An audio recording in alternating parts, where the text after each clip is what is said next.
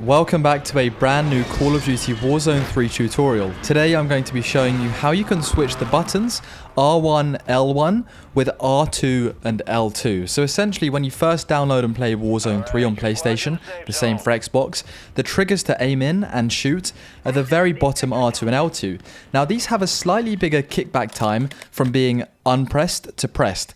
Now this arguably could ever so slightly slow your killing ability down during the game.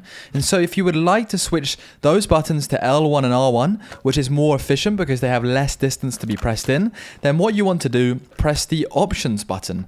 Now once you press the options button, simply go all the way over to the settings cog by pressing R1 and then scroll to the controller section, select X, and then scroll all the way down until you see flip L1, R1, and R2 and L2. It will say off to start with, simply toggle that on, and there you go. You'll now be shooting with R1 and aiming with L1. I hope this helps you out. Thank you very much for watching. Leave a like, take care, and subscribe.